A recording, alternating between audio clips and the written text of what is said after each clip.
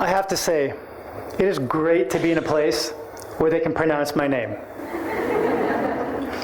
You see, my parents were Palestinian refugees who immigrated to Canada when I was 3 years old. I remember my very first day of school when the principal announced my name in front of everyone during the morning announcements. He said, "Boys and girls, let's welcome Khaled Al Zimbabwe." It's always great when you end your name with a question mark, and then this look on their face. Oh, I've been called Khalil, Khaled, and Khalid, which just happens to be the Arabic insult meaning dog. The only way I could get people to stop was to stand up and say, "My name is pronounced Khaled," with no question mark at the end. And if you're still having trouble, it rhymes with salad. It also rhymes with valid, as in, hello, I exist. But hey, I'm talking to a room full of Palestinians who for over half a century have been trying to say, "Hello world, we exist." Like many Palestinians, my family's path forever changed in the year 1948, when the State of Israel was established and Palestine was de-established. My father recalls the trauma quite vividly. Terrorized by the violence that was used to form Israel, his family fled their hometown of Salama, where they owned 200 dunams or 50 acres of fertile farmland, and they sought a temporary refuge in Gaza. A few years later, in 1956, the newly formed Israel invaded Gaza. My father was a young boy when the soldiers arrived to his neighborhood. They rounded up all the men and teenage boys into a local school. He was with my grandmother when the soldiers suddenly entered their home. One soldier raised his gun as the others ransacked the house, clearly in search of something. After what felt like hours of searching, they found nothing, until the suspicious commander looked at my grandmother and asked her to stand up off the sofa as he proceeded to search under the cushion. His eyes widened when he found a large folded paper. As he read its contents, he suddenly turned to my grandmother, stood tall, and gave her a military salute. He found what he was looking for. It was the title deed to my grandmother's 200 dunams of land in Salama. Like many Palestinians of my generation, I grew up on stories of tragic dispossession. Unfortunately, the tale of Palestinian tragedy continues. Today, Palestinians live in open-air prisons controlled by the Israeli government, while their unelected leaders fight for control of the prison yard. Gaza suffers on the verge of catastrophe, and the West Bank is propped up by unsustainable donor aid. On top of all of this, Palestinians continue to witness the confiscation of their shrinking native land. It's hard not to feel helpless in the face of such overwhelming forces. But it is in times of collective helplessness that the actions of individuals matter the most. At least that's what I believed when I arrived here roughly 10 years ago for the first time as an adult. I recognized right away that this was going to be quite an interesting journey when I arrived to Tel Aviv airport and I handed my passport to the Israeli immigration official. He took a hard look at my name and said, "Khaled?" "Yes," I replied, finally a proper pronunciation, until he said, "Khaled Al Wasabi?" "Seriously? Wasabi?" "No, man. My family was not named after the Japanese sushi condiment. It's Sabawi, and it's Palestinian. Get it right." And then I was interrogated for 8 hours. No matter what your views are on Israel-Palestine, I think we can universally agree that experiencing the high of someone almost properly pronouncing your name, followed by the low of an 8-hour Israeli interrogation, really sucks. You know what else really sucks with Israel's occupation of Palestine? Settlements. Both the entire international community and I agree on that. In fact, Article 49 of the Fourth Geneva Convention clearly states, and I quote, "The occupying power shall not deport nor transfer parts of its own civilian population into territory it occupies." Yet to date, settlements have swallowed roughly 10% of the West Bank, encompassing a total area of 125,000 acres taken from Palestinians. When my father and I looked into how this came about, we recognized that there was a way that we could actually help Palestinians protect their land. You see, between 1948 and 1967, the militias that formed Israel exploited the violence of that period so they can steal land from Palestinians. Today, Israel is a state that is accepted by the international community, and it has a relatively functional, albeit discriminatory, judiciary. So stealing title deeds from citizens simply won't fly. This is why, shortly after its occupation of the West Bank in 1967, Israel surveyed the entire West Bank in order to determine the location of unregistered Palestinian land. Why?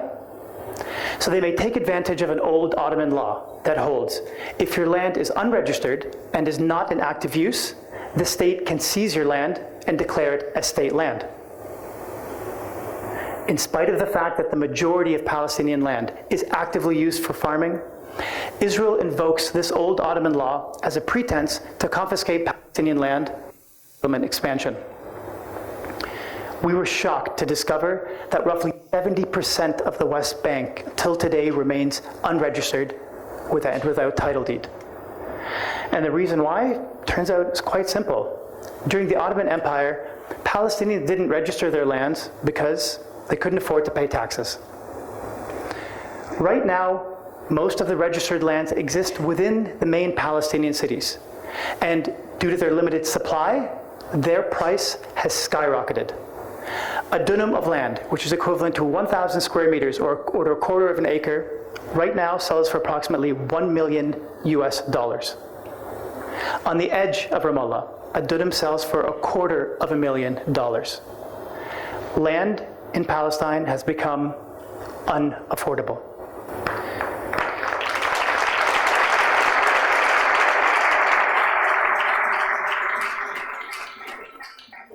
On discovering this, my father and I decided to take matters into our own hands. We thought to ourselves, if Israel relies on local laws to confiscate unregistered Palestinian land, then why can't we rely on local laws to register and therefore protect our lands? When we asked about the registration process, to no one's surprise, not one person in the Palestinian Authority knew the full process of registering land. It's because they're very busy. So, I hired a team of engineers and lawyers, and we created a flow chart that mapped out the Ottoman registration process, which now falls under the jurisdiction of the Palestinian Lands Authority. Behold, to print this puzzle of a process, you need 6 pieces of paper. In an attempt to reduce this shockingly long bureaucratic process, I visited a Palestinian Authority minister, and I presented this first ever land registration flowchart. He looked at it for a grand total of 2 seconds, and then slipped it in his drawer. He then took a long drag from his cigarette and blessed me by blowing the smoke right on my face. He then said, "What on earth brought you here?" "Good effing question," I replied, in my head, of course, because I was actually choking. So we mapped out the process, and now it was time to start it. And this is where things get a little complicated, because the first step in the process is to purchase an unregistered Palestinian land that's available for sale. But how do you buy a land that doesn't have a title deed, no proof of borders, and barely any paperwork? You don't. You run as fast as you can. But if you're kind of crazy like us, you search for the land's original owners. We quickly discovered that most unregistered land in Palestine has been inherited over generations. And to make things a little more challenging, we Palestinians tend to have babies like rabbits. This means one piece of land may be owned by, say, 50 cousins. And like most Palestinian families, there's never any drama between them. And they exist all over the globe, in countries like Chile, Jordan, and as Palestinian villagers say, America ya zalama. Once we've managed to get approval from all the owners, we then have to mark the land's official borders for the very first time. Because if you ask the owner, where are the borders of your land? They'll respond with, do you see that olive tree? That olive tree, and do you see that donkey walking over there? Or my favorite one, شايف الغيمة؟ تحت الغيمة. This means we have to mark the borders of the land for the very first time and walk every corner. So we go out with a land surveyor, a GPS machine, the head of the village council, and every single neighbor. All on the borders, and we create the first ever surveyed master plan in the history of this ancient land. And that's just the beginning. Next, we have to navigate that enormous web of bureaucracy, which takes us roughly 2 to 3 years. And then there's the process of dividing the land up into parcels, and then the process of extending infrastructure. All in all, we have to get approval from 9 different Palestinian Authority ministries and committees. We are just honestly grateful that we don't have to get approval from the Palestinian Ministry of Falafel. Finally, after years of hard work, and after going through this mind-bending process, I joined my father, who 60 years ago witnessed the dispossession of his mother's land. And together, on June 2011, we launched TABO, Arabic for title deed, a project dedicated to protecting Palestinian land and creating title deeds.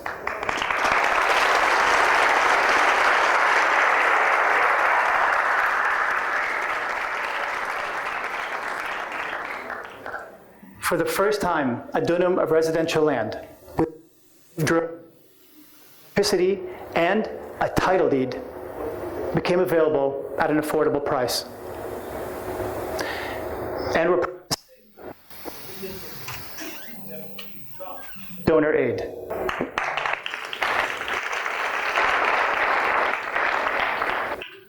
Unlike many real estate projects in the West Bank.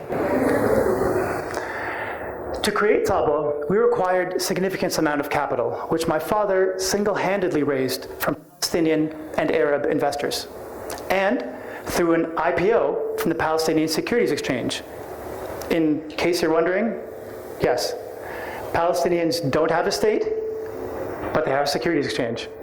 And not one, but 2 governments.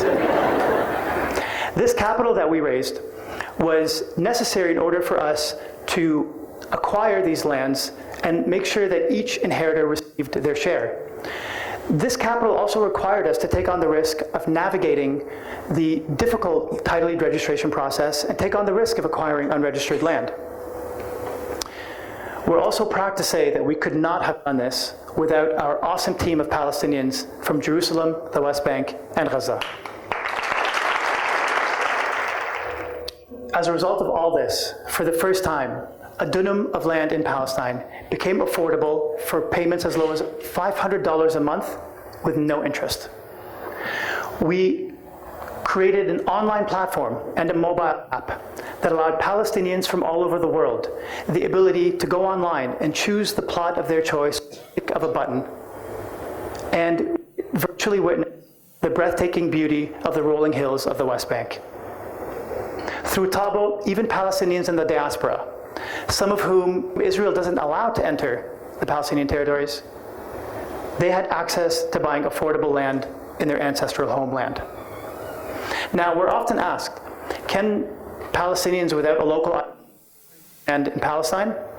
Yes, but according to Palestinian law, they have to go through a buyer's permit application process, which is essentially a background check that requires thorough vetting and approval from Palestinian Authority institutions. We respect this process and think it's very important because we don't want our lands to fall into the wrong hands. So check this. What used to be a bare hill in the West Bank, vulnerable to confiscation and unregistered, has now been turned into hundreds of parcels of land, each with individual title deeds owned by Palestinians.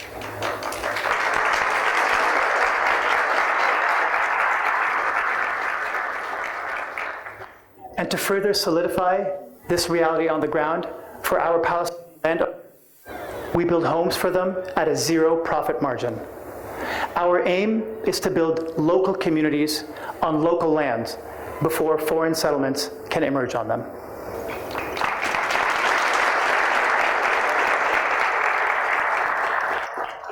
Now, as TABO was taking off, my father and I were repeatedly interviewed in various news outlets around the world and asked to assess the situation in Palestine. As independent voices, we felt obliged to constructively criticize the Israeli government and the Palestinian Authority and their two-state illusion because it is detached from the local reality on the ground. For our outspokenness, however, we paid a heavy price, one that I never imagined. For our criticism of their leadership, individuals within the Palestinian Authority abused their power and suspended all of the title deed transactions. TABO. Think about this for a moment. To punish us for exercising our freedom of expression, powerful individuals within the Palestinian Authority went out of their way to stop and suspend the registration of Palestinian land, thereby preventing the protection of Palestinian land from Israeli settlement expansion. When my father, who was 70 years old at the time and is considered one of the most prominent and respected investors in Palestine, publicly called for accountability, he was illegally detained. I'll never forget the feeling of helplessness and betrayal. So what did we do? Well, when my father's family was stripped of their land in 1948, my father was left poor, helpless, and without a passport. But he was determined to survive and provide for his family. He worked tirelessly to educate himself, obtaining a bachelor's degree, a master's degree, and a PhD in risk management. He immigrated to Canada so his children could live a better life. He then returned to Palestine and established one of the largest insurance companies in the West Bank and Gaza. My father chose the path of education, of hard work, of ethical resilience. He chose the pen over the sword. He chose the harder path. And in the face of corruption and cronyism, we also chose the harder path, and we sued the Palestinian Authority in the High Court of Justice. And after waiting years, in a landmark case, the court ruled that the actions of the individuals constituted an abuse of power and were rendered illegal.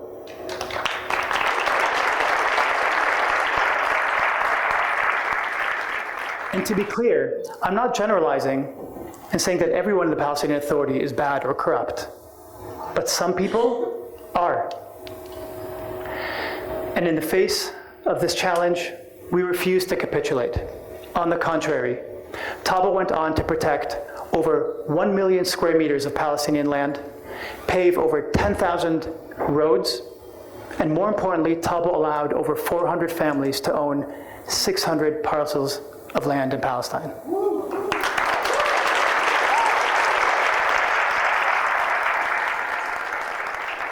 We are very proud that TABO continues to grow and expand and has become the most popular real estate project in Palestine. Referring to TABO, Reuters news agency said, and I quote, "Palestinians can make a political statement and a financial return by buying a piece of the West Bank." NPR, the national public radio station in the United States, said we were, quote, "clearing the tangled path for ownership."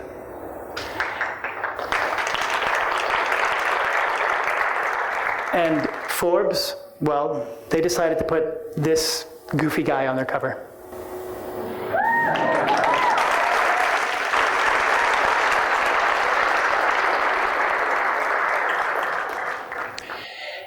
In spite of the challenges we faced in Palestine, we took matters into our own hands, a problem that seemed insurmountable.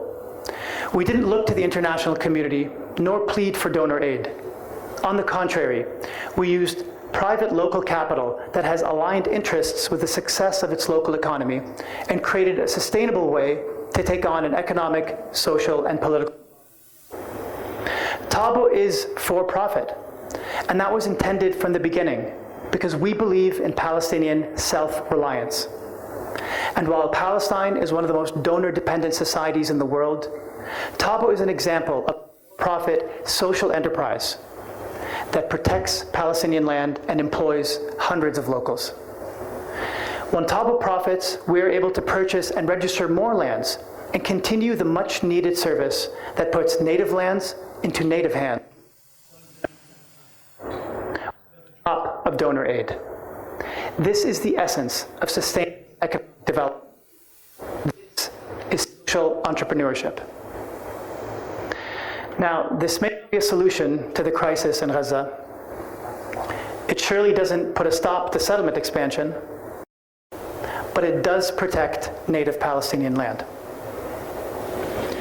It does something in the impossible constraints that we live under today, and that is surely better than nothing. What gives me hope today is when I think of my father's story. As a child, he witnessed how cruel the world can be, but then he dedicated his life to the service of his family and his community. In witnessing TABO's example, my hope is that the Palestinian leadership recognizes that when we take matters into our own hands and we work together, there's nothing that we can't achieve. I also hope that the world learns that Palestinians, like my father, will never give up.